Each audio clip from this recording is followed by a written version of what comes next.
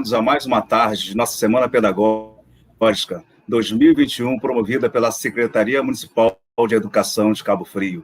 No dia de hoje, teremos uma palestra muito interessante com o título Em Defesa da Vida da Escola Pública. E para dar as boas-vindas ao nosso encontro de hoje, eu passo a palavra ao secretário municipal de Educação, professor Flávio Guimarães.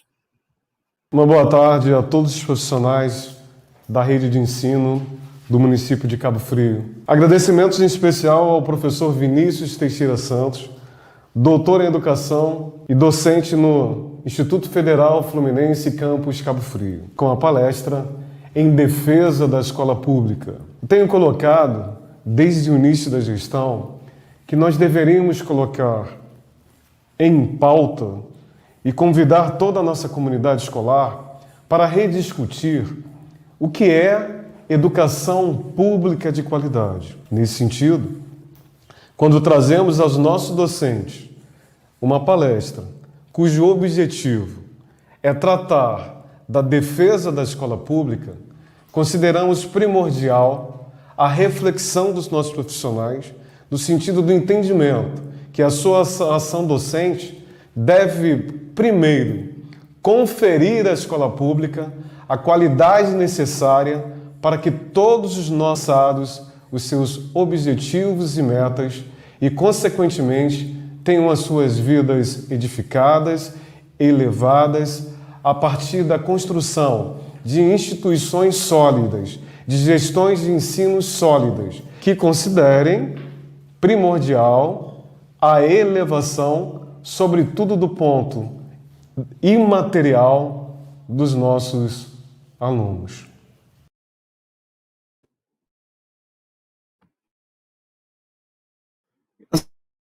Sequência de Eliana Corado.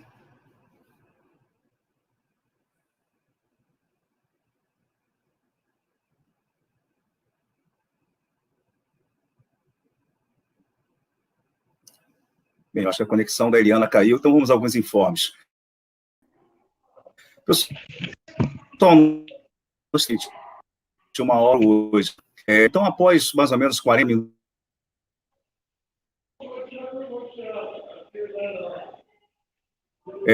próximo ao final do encontro de hoje também, nós informaremos o link de presença e de participação de vocês.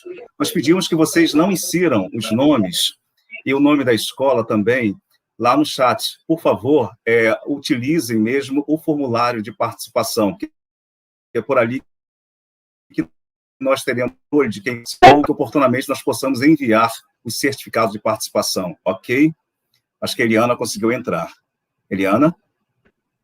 Oi. A palavra é toda sua. Oi. A palavra é toda sua. Boa tarde. Boa tarde. A escola dos nossos sonhos não é aquela que só prepara para o mercado de trabalho. Queremos que ela vá além. Queremos que ela seja o lugar que se faz amigos. Não se trata só de prédios, salas, quadros, programas, horários, conceitos. Ela é, sobretudo, gente. Gente que trabalha, gente que estuda, que alegra, se conhece, se estima. O diretor é gente, o coordenador é gente, o professor é gente, o aluno é gente, cada funcionário é gente. A escola será cada vez melhor na medida em que cada um se comporte como colega, amigo, irmão. Nada de ilha cercada de gente por todos os lados. Nada de conviver com as pessoas e depois descobrir que não tem amizade a ninguém. Nada de ser como um tijolo que forma a parede, indiferente, frio, só. Importante na escola não é só estudar, não é só trabalhar. É também criar laços de amizade, é criar ambiente de camaradagem, é conviver, é se amarrar nela.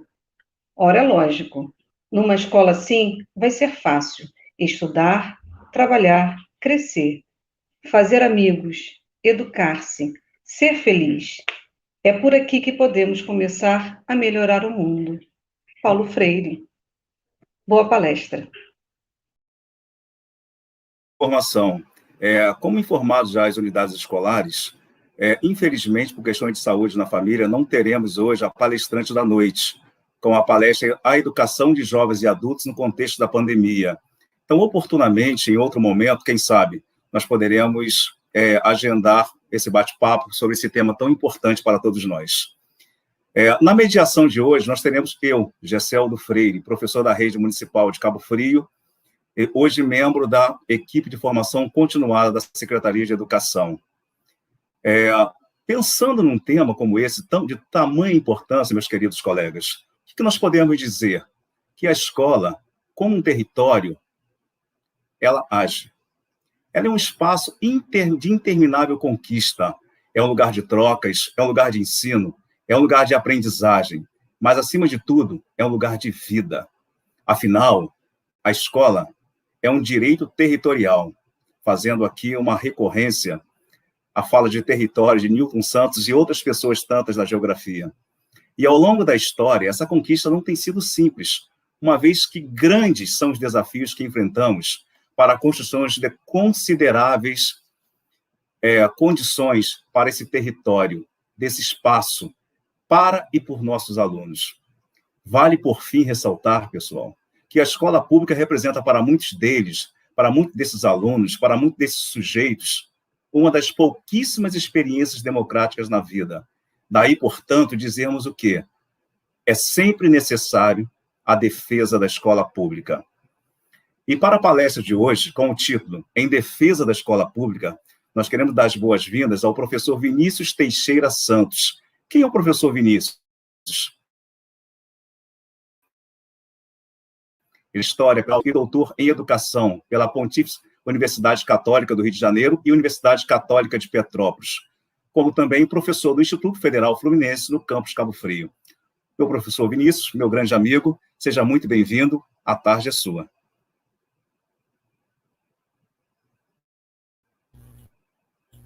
Boa tarde a todos e a todas.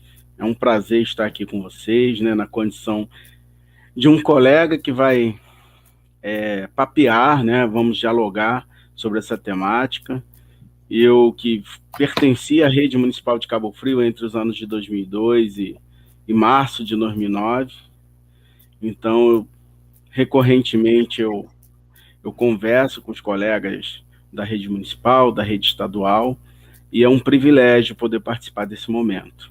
Não como alguém que vai trazer uma receita, mas alguém que vai tentar pensar o que é essa defesa da escola pública, ok? Então, a gente pode iniciar aí com um slide.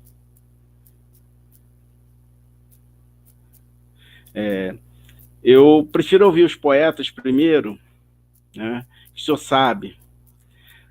Não acerto no contar, porque estou remexendo o vivido longe, alto, com pouco caroço, querendo esquentar, demear, de feito, meu coração.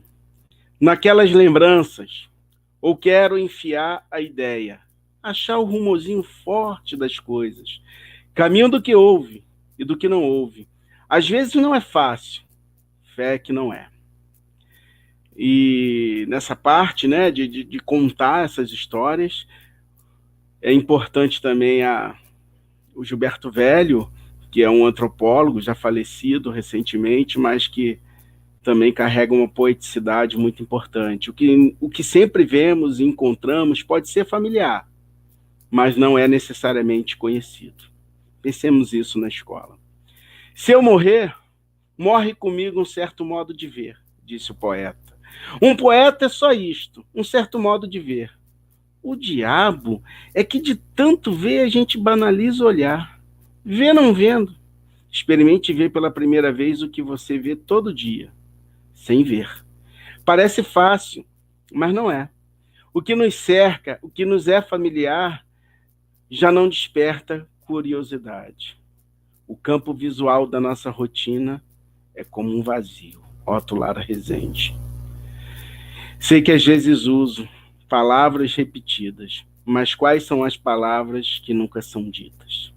Então, falar em defesa da escola pública pode parecer palavras repetidas, mas a gente precisa não banalizar esse olhar e rever o familiar. Essa é a nossa ideia. E eu tenho um plano de trabalho aqui proposto, que é exatamente contar um pouco dessa história pública, dessa escola pública no Brasil, através de algumas falas, alguns documentos de época, para a gente pensar, ao final, nas considerações finais, um caminho que a gente pode trilhar juntos e pensar juntos. Essa é a ideia. E a gente precisa pensar na escola pública, que não tem nada de natural, e é preciso defendê-la sempre. Pode passar. Próximo slide. Em defesa da escola pública. Qual escola? Mas qual escola pública que a gente quer defender? Essa é uma discussão, né? E aquela primeira imagem, ela mostra a escola Gonçalves Dias, no Rio de Janeiro, assim como essa segunda, que é a antiga escola São Sebastião, no Rio de Janeiro. As duas fazem parte, né, das chamadas escolas do imperador. Foram cerca de 13 escolas, 8 no Rio de Janeiro, né, que foram construídas, porque essa modalidade escolar no Brasil, a sua gênese pode ser localizada lá no século XIX.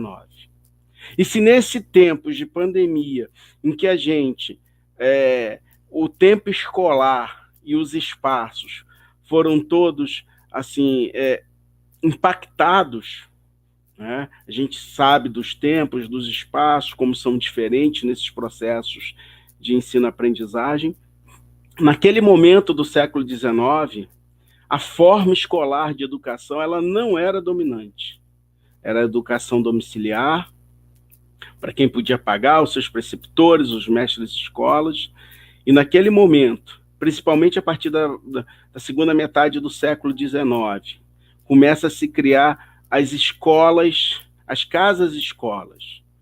Né? A escola primária, em um primeiro momento, onde se alugava uma casa, né? Procurava-se um ambiente mais arejado possível, com iluminação, porque não existia energia elétrica, então outros problemas se aventuravam.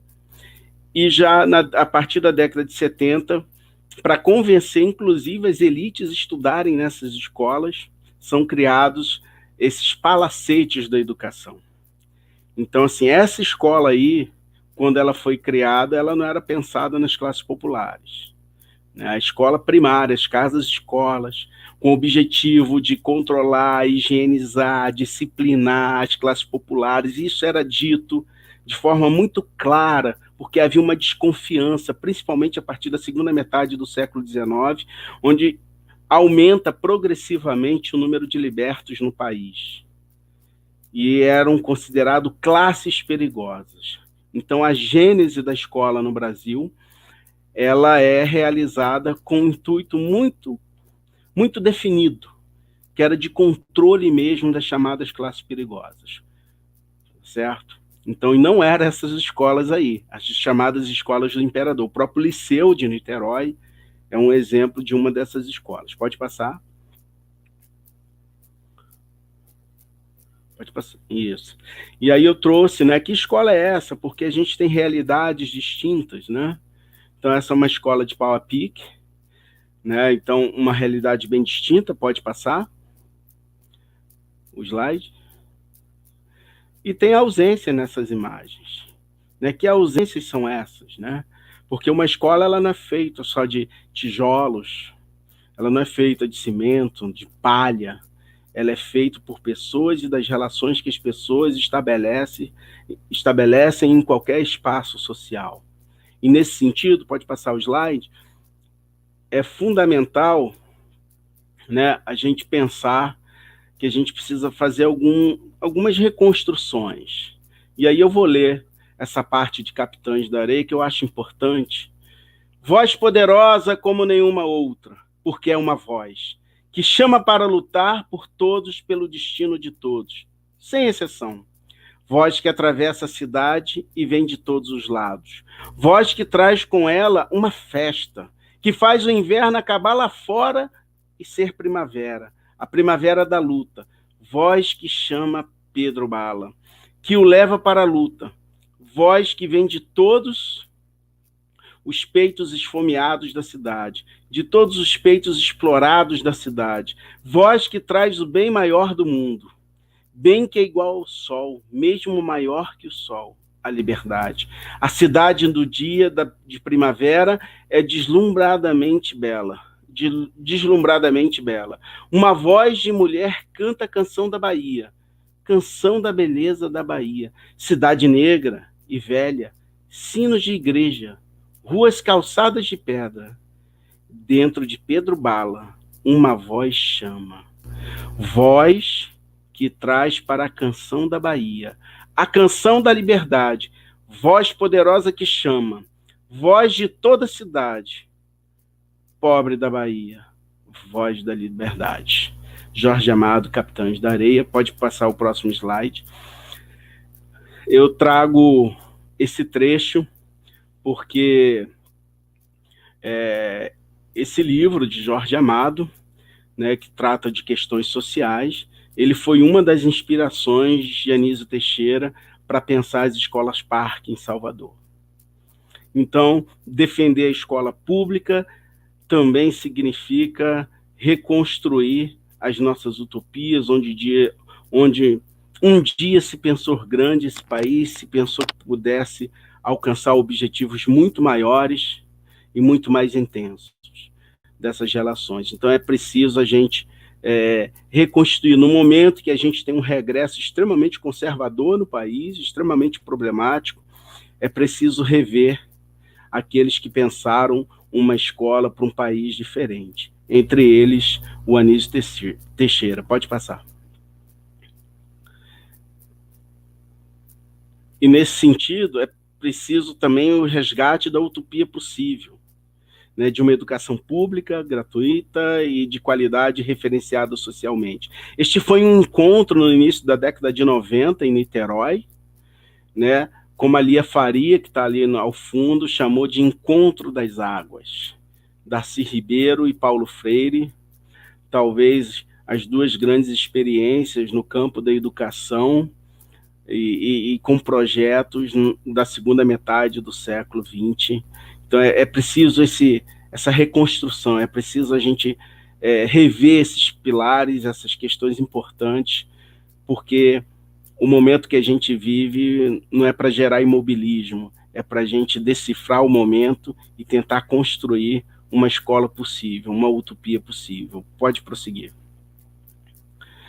E dentro desse plano de trabalho, veja como algumas falas elas se repetem. O Josino do Nascimento Silva foi diretor da instrução da província do Rio de Janeiro entre 1874 até 1884, um longo período. E olha o que ele diz: os nossos professores primários, em grande parte, são culpados. Não têm feito, não fazem esforços para tornar à prática a instrução. O menino sai da escola sabendo de cor preceitos e definições que não compreende e das quais não encontra ocasião de fazer aplicação.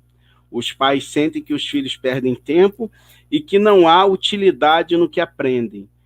Ou os mandam à escola, ou não cuidam que sejam assíduos, ou retiram antes de saberem ler, escrever e contar, de modo que nem se esqueçam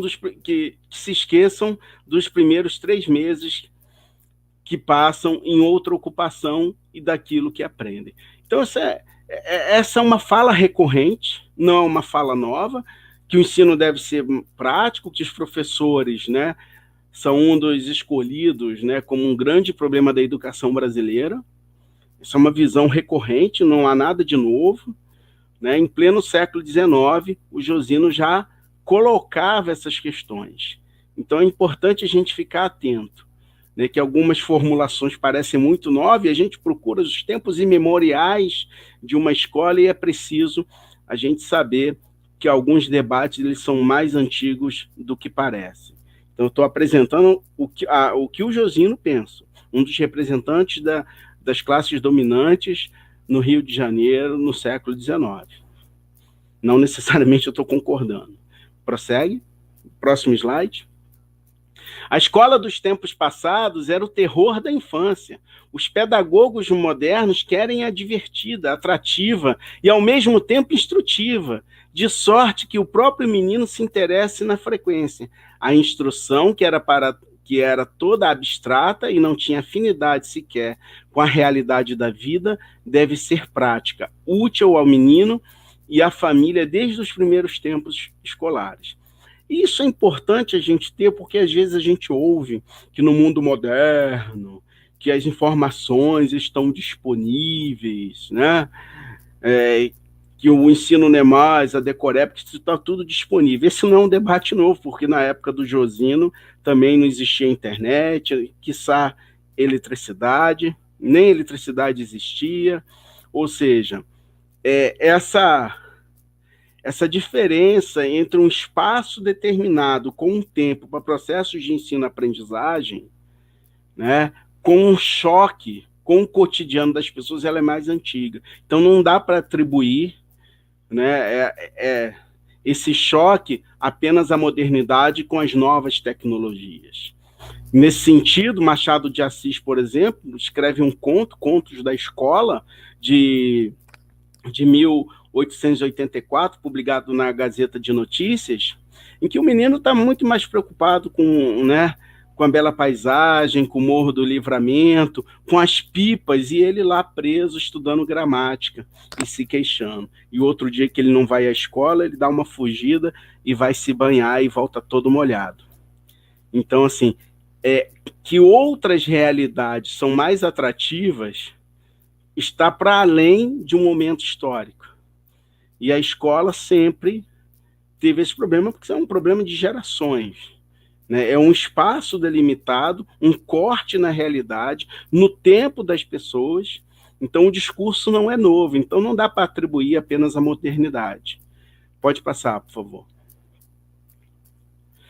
E aí a gente já entra com Anísio Teixeira. As escolas não foram, afinal, criadas para renovar sociedades, mas para perpetuá-las, e por isso mesmo, sua relação com as estruturas sociais de classe teria de ser a mais estrita. Nenhum sistema de escola jamais foi criado com o propósito de subverter a estratificação social reinante. Isso é importante, já é uma mudança de discurso, porque aquela escola no século XIX, pensada pelo Josino, era exatamente para controlar, né? E, se possível, né, os inspetores escolares tinham que, inclusive, ver se os professores iam com seus alunos domingo à igreja. O controle era muito maior e isso era declarado. O século XX ele vai mostrar que a escola não é esse espaço, né, apenas para a promoção de uma civilização em geral. E aí, uma das coisas mais importantes também é a gente entender que, apesar disso tudo, a escola também não vai ser só esse espaço. É preciso pensar que ela também é escola para todos, para as classes populares, com outros sinais. Ela também é fruto de lutas sociais das próprias classes trabalhadoras ao longo do século XIX e XX. Os escravos, por exemplo, ao se apropriar dos instrumentos mínimos do que hoje a gente chama de ler e escrever, significava também se distinguir como um não escravo. E a gente vai perceber isso durante o século XX, que a luta por uma escola popular, né, e que se adequa às demandas da classe trabalhadora também é uma luta. Isso é fruto lá, né, de uma visão dos jacobinos, principalmente, da Revolução Francesa. E para cair os castelos, para a gente analisar e ajudar a decifrar esses enigmas, tem uma palestra do Darcy Ribeiro, ela é muito citada, né? Na verdade não é um projeto, ele usa a palavra programa, mas, enfim. A crise educacional do Brasil, do qual tanto se fala, não é uma crise, é um programa em curso cujos frutos amanhã falarão por si mesmos, 1977. Então a gente parece que ouve sempre as mesmas palavras, e é preciso decifrar essas palavras com seus momentos históricos para precisar exatamente o que no nosso momento histórico realmente significa mudanças contrárias a escola, né, essa escola pública que a gente pensa dessa utopia possível, né, e aquilo que não é, que faz parte de processos muito mais antigos, né, porque uma geração sempre vai estar aquém. A geração de professor, os nossos filhos estiverem estudando hoje, e se alguém se tornar professor daqui a 20, 30 anos, eles também terão problemas de geração. Então, dizer que a escola, né, é uma parte da realidade, ou ela se afasta um pouquinho dessas gerações, isso é uma coisa comum e muito mais antiga, e a gente poderia dar exemplos muito mais antigos até da Grécia Antiga. Então, esse não é um problema maior. Pode prosseguir. A escola também cumpre uma função mediadora no processo de acumulação capitalista, mediante sua ineficiência e sua desqualificação. A escola serve ao capital tanto por negar o acesso ao saber elaborado historicamente acumulado, quanto por negar o saber social produzido coletivamente, pela classe trabalhadora, no trabalho e na vida. E aí há de se pensar por que no momento em que a escola é popularizada no país, aumenta um processo de desqualificação da escola. E essa desqualificação da escola, ela vem acompanhada pela desqualificação dos professores. É pegar qualquer fala, algumas mais adocicadas, outras mais nas entrelinhas, ao fim e ao cabo, essa deslegitimação da escola ocorre exatamente no momento em que ela é popularizada. Porque há de se pensar, quando se critica a escola, que escola foi essa que foi destinada, em que momento, né, nós tivemos uma escola para todos, toda regular, sem precarização, com todos os materiais, sem falta de professores, com um apoio continuado ao trabalho docente, não no processo de vigilância, mas no processo de pensar junto como realizar melhor o trabalho pedagógico. Há de se pensar nisso. Então, que escola é essa em que ela castra? Que escola é essa? É uma escola lá do pau a pique? É uma escola onde faltam elementos básicos, né? E tantas outras coisas. Então, a gente também fala de uma escola abstrata e utiliza os mesmos termos. Nós não estamos falando de uma escola que ocorreu em outro espaço, em que tem todas as condições favoráveis para acontecer. Você fala, tá vendo? Essa escola aí é só disciplinadora. Essa escola aí é a escola que deve ser derrubada. Que escola é essa que a gente está falando? Que escola que a gente está defendendo? Né? Isso é importante. Prossegue, por favor, o próximo slide. Próximo. Então, assim, a primeira coisa é decifrar a enigma das fins das recentes reformas empresariais da educação. Desde a mudança, né, da LDB lá na medida provisória em 2016, 2017, que depois forma lei, né, todos como produto, como mercadoria, que por isso mesmo pensam num tipo de qualidade, num tipo de controle. Né? Então é preciso decifrar, sim, quem são os envolvidos, né, as fundações, como esses grupos agora a gente vê a todo momento promovendo cursos, né, entre aspas, qualificando, ensinando como construir um currículo a partir da nova base comum curricular, né, como eles estiveram na defesa, né, desse aparato jurídico. Mas a gente não pode ficar só nisso. A gente precisa entender esse domínio, essas reformas empresariais, essa delegitimação da escola pública e do trabalho do professor. Por que escola, quando eu pergunto, é porque esses grupos também defendem a escola pública. Mas se você procurar no site do maior conglomerado, né, de investidores do mundo na área da educação, da Croton, que já mudou o nome, Ela diz lá, o Brasil é o maior mercado educacional da América Latina. Então, também eles defendem a escola pública. Mas que escola pública eles estão defendendo? Para quê? Com mercadoria, para eles fornecer os seus serviços, os seus produtos. Né? Então, é importante a gente saber mesmo dessas relações de força na sociedade. É necessário reconhecer e criticar as recentes reformas, mas isso não significa também a gente achar que tudo esteja bem na escola pública, e aí o processo ideológico ele é importante, porque ele não pode mentir o tempo todo. Sempre houve uma sensação de que a escola não ia bem, que a gente precisa melhorar. Eu acho que isso é quase que ponto pacífico para todo mundo quer uma escola melhor. Agora, as soluções dos problemas é que são distintas. Né? Então, as propagandas das mudanças, né, curriculares recentes são uma maravilha. São bonitinhas, são peças, são frutas e carnes de outdoor, muito mais bonita que na realidade. Então, é preciso reconhecer, né, esses interesses, é preciso reconhecer que a escola ela pode melhorar, mas a gente pode construir soluções distintas do que são incentivadas e receitas que são realizadas por esses grupos empresariais. Né? Então, no planejamento educacional, é imprescindível começar por questionar o que deve ser a educação. Ela deve ser mesmo sobre os parâmetros do mercado para formar a mão de obra, né, como passagem para outros níveis de educação. Estou falando da educação básica.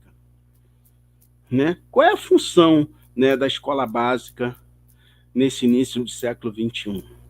O que é importante? Se a gente não fizer esses questionamentos, né, sem entender, a gente pode, inclusive, achar, né, que as soluções propostas por esses grupos empresariais, institutos, né, ligados a bancos, a grandes empresas, né, eles têm o mesmo sentido que a gente.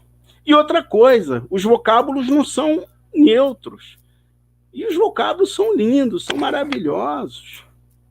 Essa é uma das maiores dificuldades. A forma com que é passada, né, as frases, né, são difíceis. Como assim? Você não quer uma pessoa mais competente, uma pessoa que tem maiores habilidades, que saibam trabalhar em equipe? Você não quer saber trabalhar coletivamente? Né? Mas isso tem um significado preciso para esses reformadores. Né? Nesse sentido, é necessário restabelecer a legitimidade e a importância do espaço escolar como local de aprendizagem. E nesses tempos de pandemia, né, mostrou como muita gente que não se dava conta da importância do espaço escolar. A gente assistiu famílias inteiras com problemas, né, e dificuldades de acompanhar e de ajudar seus filhos a estudarem em casa. E que piorou porque isso aumenta a desigualdade, né? Que eu não preciso entrar aqui e nem detalhar de uma forma mais intensa. Pode prosseguir, o próximo slide. Apropriar-se da cultura propiciada pela educação é direito do cidadão, não apenas para formar para o trabalho, desenvolver resistência ou adequação do indivíduo à sociedade.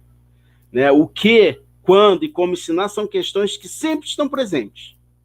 Entretanto, a pergunta é, para que ensinar? Para que a gente ensina? O que leva a isso?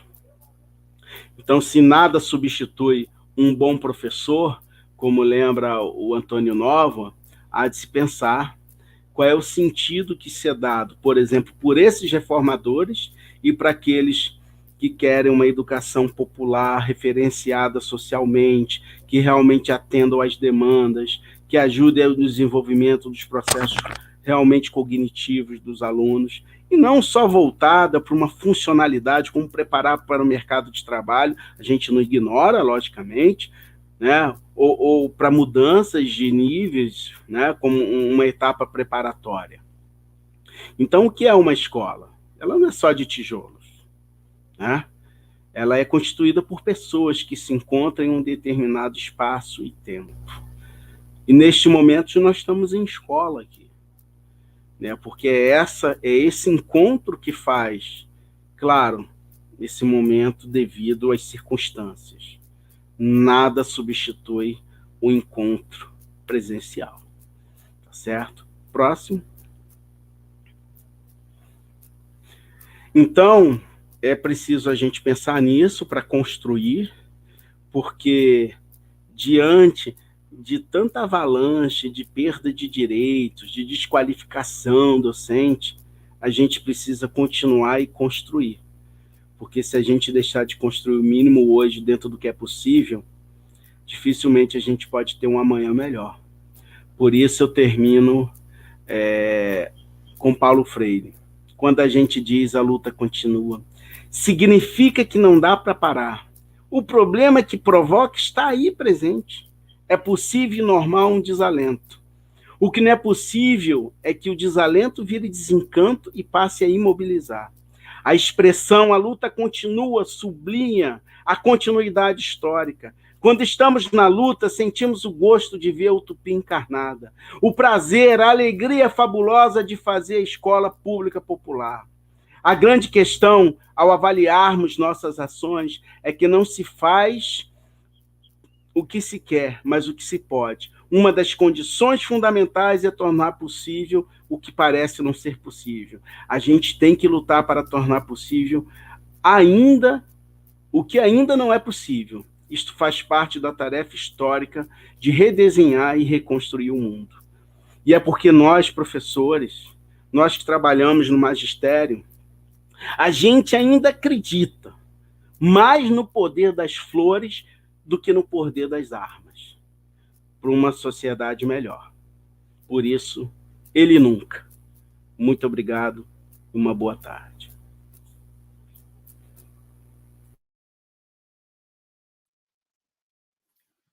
Bem, Vinícius, nós temos aqui algumas perguntas, algumas considerações.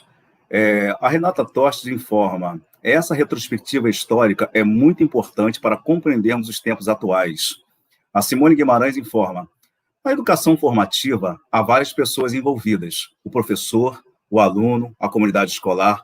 A educação é um processo contínuo, árduo, desafiante, porém traz resultados permanentes. Eu gostaria até de aproveitar essa colocação da Simone Guimarães e gostaria que você comentasse um pouquinho sobre essa questão da escola como um território de tensões. Não somente, até observando outros comentários dos professores aqui, não somente um território de tensões para o aluno, mas também um território de tensões para o profissional que ali está.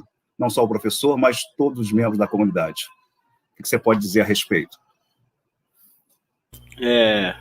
Obrigado pelas considerações. Durante muito tempo, né, se pensou que a escola fosse quase que uma entidade abstrata pairando acima da sociedade.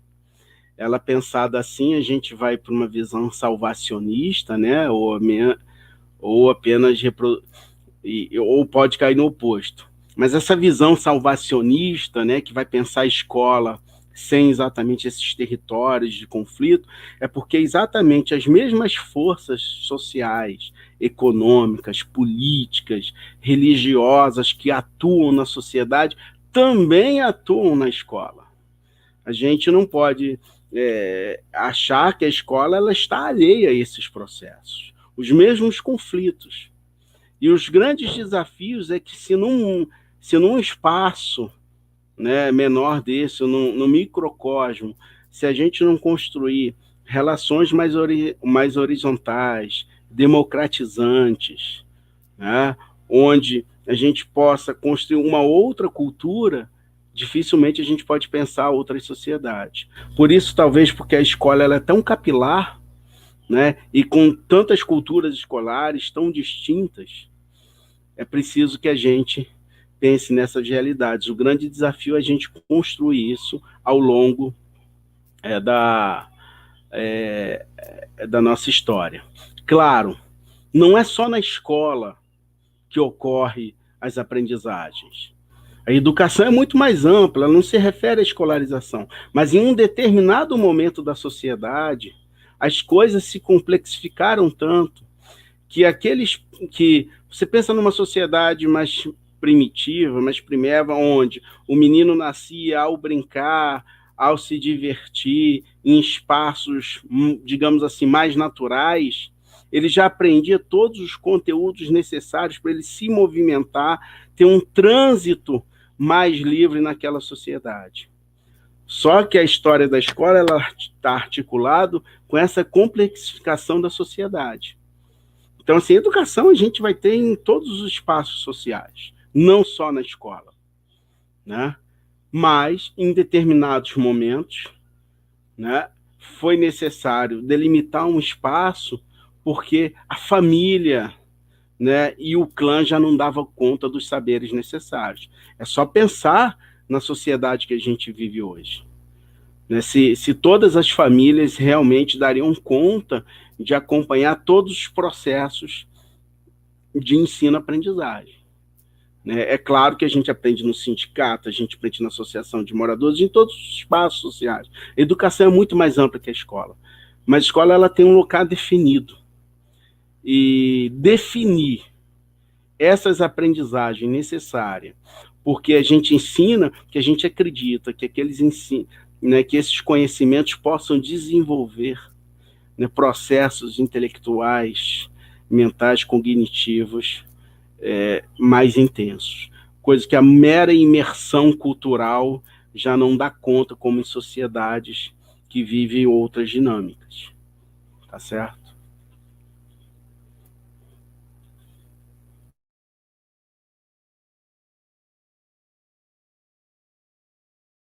Não estou ouvindo. Pronto, vamos lá. Essa tua fala me levou para a pergunta da Bianca Cruz. Ela pergunta assim: qual seria a ação docente?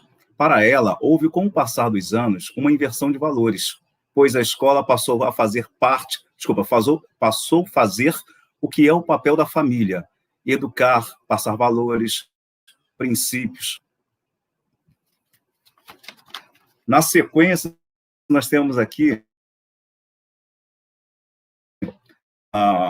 eu concordo que é preciso questionar o que é educação, mas que seja feito o questionamento desde as políticas responsáveis, desde que estão no início do processo educativo.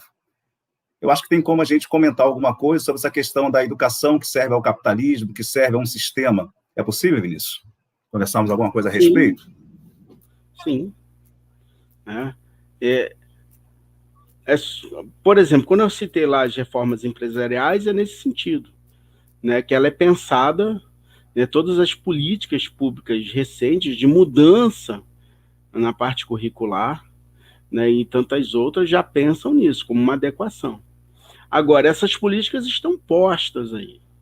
O grande desafio é, apesar desses interesses, porque a política ela tem lá, né? Se a gente pudesse fazer um ciclo de políticas, a gente tem lá aquelas agências, né, que vão tentar convencer a sociedade, influenciar os políticos, né, certo? Né, desde o Banco Mundial até outros think tanks, espalhados em congressos, em seminários. Por exemplo, uma fundação, a Fundação Lehman levou 70 entre políticos, governadores, deputados, pessoas da sociedade civil para fazer curso fora do Brasil, para criar uma agenda.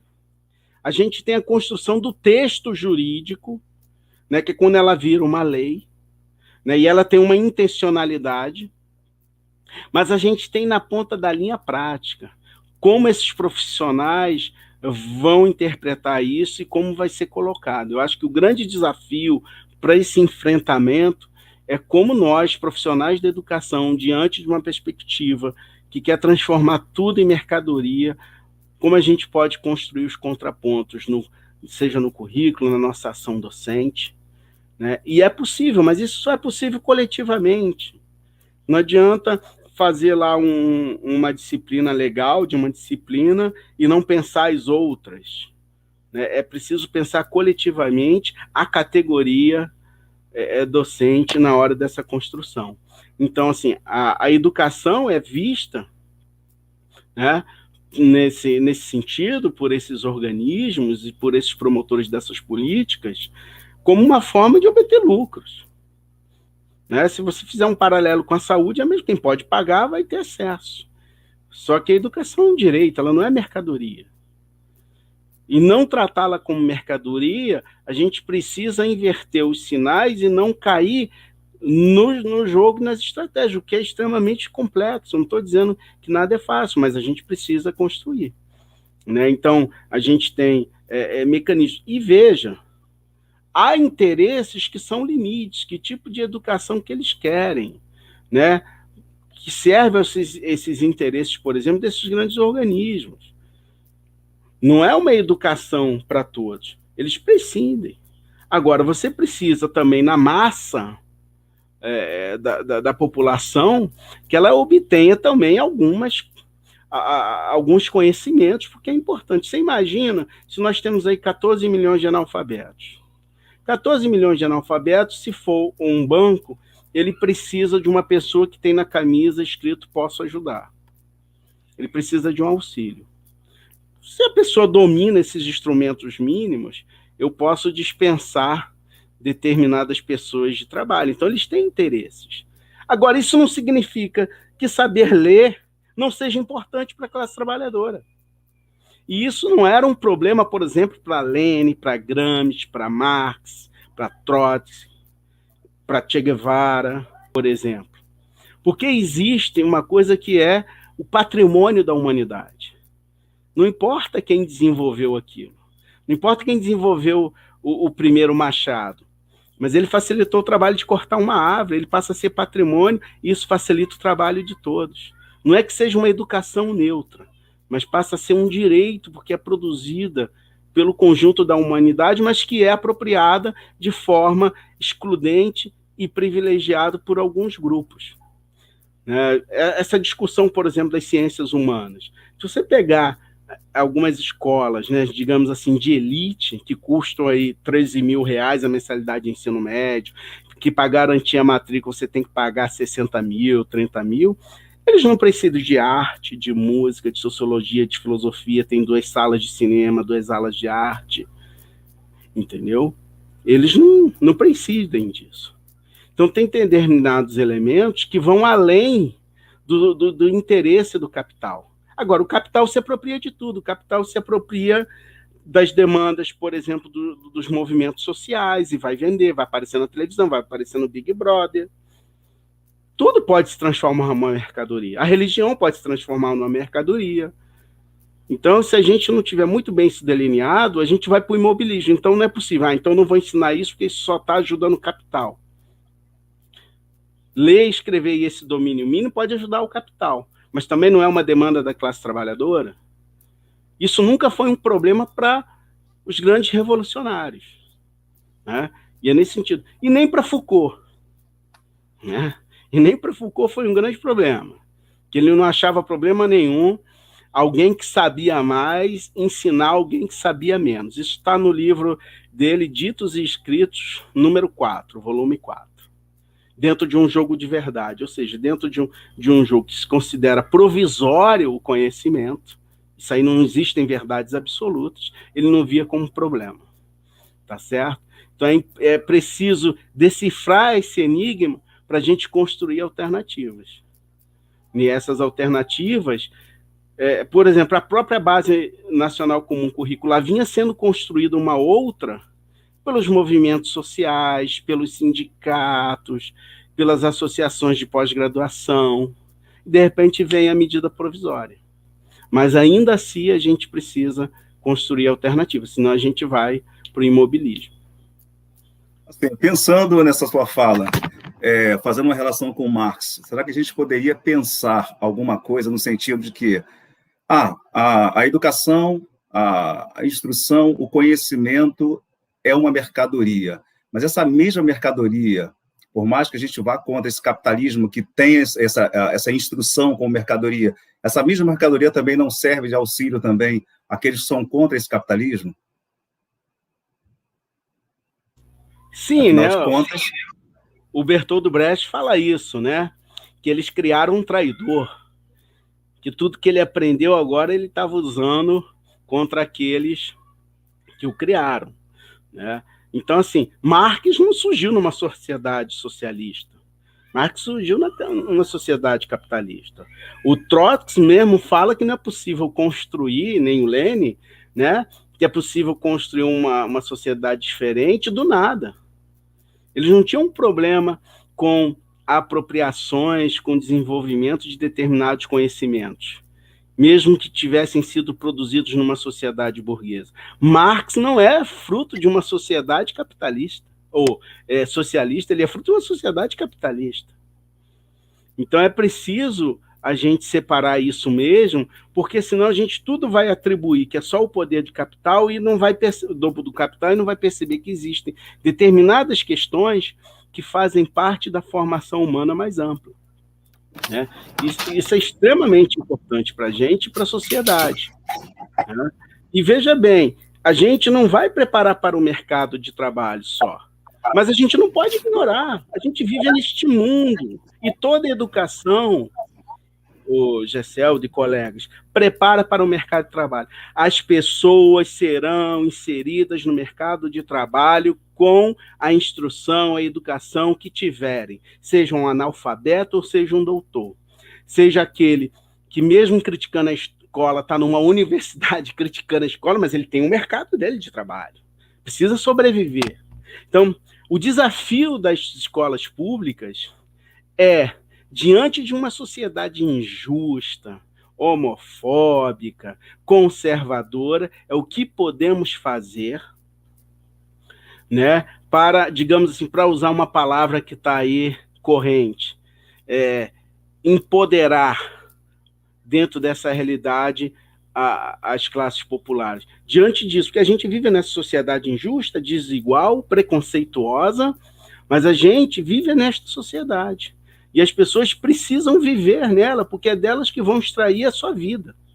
Então, o desafio da escola é ela ser o máximo possível para que as pessoas se insiram de uma forma mais autônoma nessa sociedade em direção à transformação. Agora, a gente não vai conseguir isso tudo dentro de um sistema que é desigual por natureza.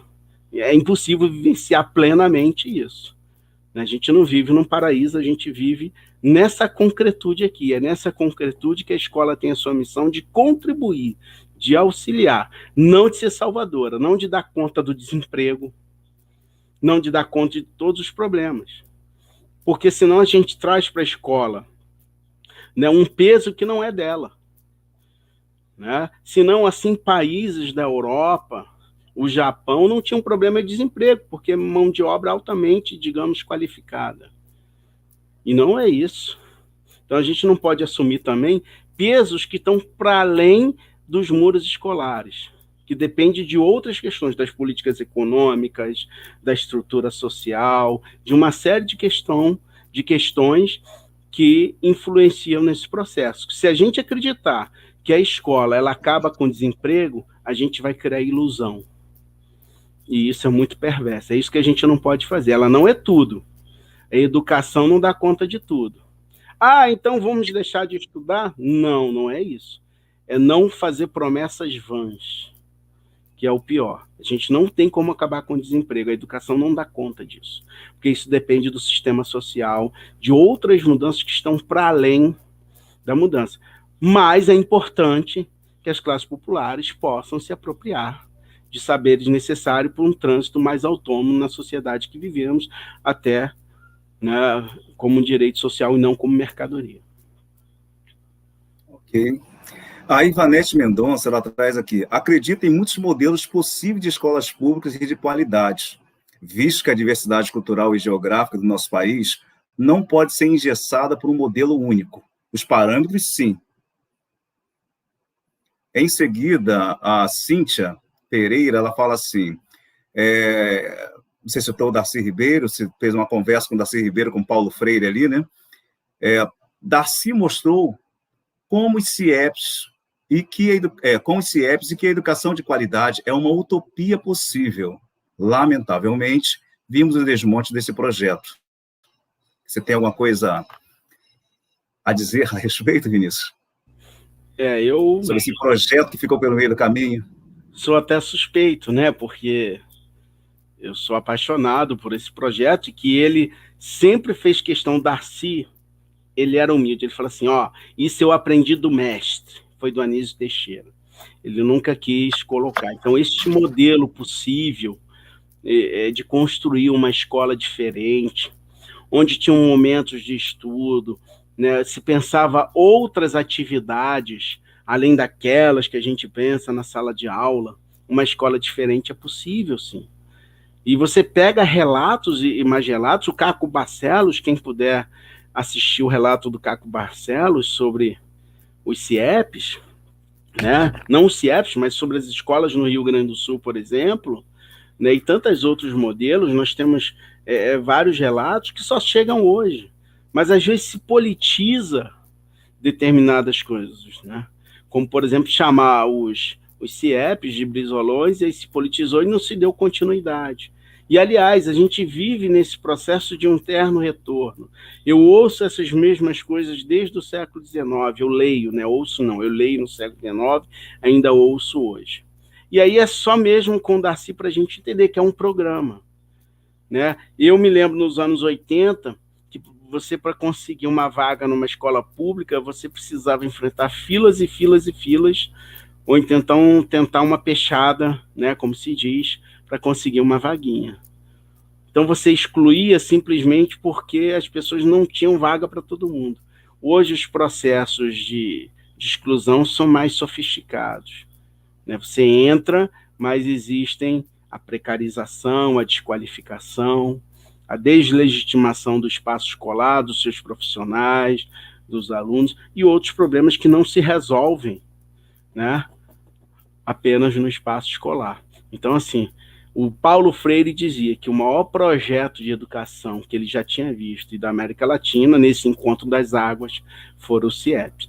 Se o mestre Paulo Freire fala isso a respeito dos CIEPs, é bom a gente observar, né? Você vê que Paulo Freire não tinha esse problema em relação à escola. A gente precisa construir outra escola, mas uma escola pública, que não seja mercadoria, que não veja as pessoas como inimigos, que não vejam como classes perigosas, mas como um local que a gente possa desenvolver o máximo possível as potencialidades enquanto ser humano, porque a gente só sabe os nossos limites a partir do momento em que a gente tem possibilidade de experimentar.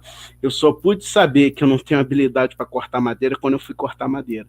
O problema é que a gente mata na gênese as possibilidades e experiências educativas nessas várias culturas escolares. Então, as pessoas não têm nem a oportunidade para saber se tem habilidades, se tem inclinações para uma ou determinada área, porque já na gênese é extirpado, isso é muito perverso. Ela mata na gênese. Bem, já caminhando, Vinícius, para a parte final do nosso encontro, vou fazer com uma última pergunta, ela foi apresentada pela Renata Figueiredo. Ela pergunta assim: na sua opinião, há uma confusão generalizada entre educação e escolarização? Sim. Eu até cheguei a tocar nesse assunto. É porque educação é um processo mais amplo, ocorre em todos os espaços. E escolarização foi uma modalidade. E a escola não é a mesma desde o século XIX, não. Isso é um falso senso comum. Muitas coisas se modificaram, né? É claro que a gente precisa entender que a educação ela se dá em outros espaços, mas a escola ela tem uma definição muito precisa para a sua atuação, né? Você imagina como durante muito tempo aprender era só e desenvolver determinados conhecimentos era privilégio de algumas, digamos assim, poucas elites. Pense na Grécia Antiga.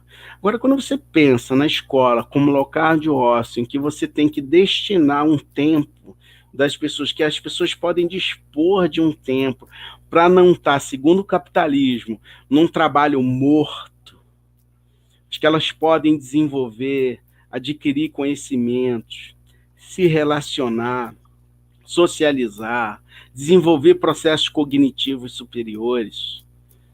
Isso é revolucionário. Durante muito tempo isso só foi feito lá, né, para alguns privilegiados.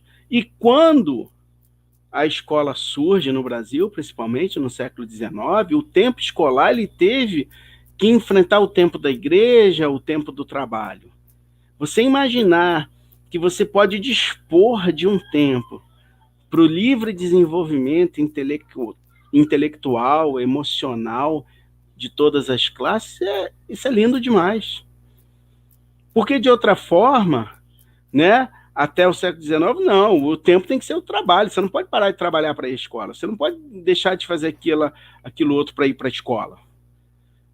A questão é que a escola ela precisa ser legitimada e ela precisa ser um espaço para o desenvolvimento intelectual, emocional, né, e das pessoas que passam pelos bancos escolares. Essa é a questão. E não o problema é você ter um espaço e um tempo definido. Porque isso, inclusive, é um direito de você não estar vinculado só ao processo produtivo direto. Porque o capitalismo, isso é um tempo morto, então a educação ela tem que ser aligerada. Né? Ela não pode ter o seu tempo de desenvolvimento. Só para falar nesse sentido, o Ricardo Antunes conta de uma empresa de telemarketing lá no Nordeste, que sugeriu que as operadoras de telemarketing usassem um fraldão geriátrico, para nem ir ao banheiro, porque isso é tempo morto, é tempo que não está na produção. E a gente precisa entender que a escola é um tempo, né, ali para a gente desenvolver outras capacidades que não só está vinculado ao processo produtivo dessa sociedade desigual. Esse é o desafio da escola pública, é essa escola pública que eu quero, é essa utopia possível e a gente pode construir, desde que seja coletiva e não individualmente. Não é o Vinícius, não é o Gesseldo, não é a Daniela, não é a Rita, não é a Renato, somos todos nós. Juntos a gente pode tentar construir uma escola diferente. É preciso a gente se agarrar a isso, porque as flores têm mais poder do que as árvores. Senão a gente não acredita no processo educacional. É melhor sair do magistério. É isso. Vinícius, meu amigo, nós poderíamos ficar aqui o restante da tarde conversando, falando sobre educação, mas, assim, a hora passa e nós precisamos encerrar, infelizmente. Então, eu gostaria de passar para você, mais uma vez, para suas considerações finais, e quem sabe, em outro momento, em outra oportunidade, a gente tenha você novamente para conversar conosco sobre outros temas, sobre o mesmo tema, sobre desdobramentos desse também. Suas considerações, por favor.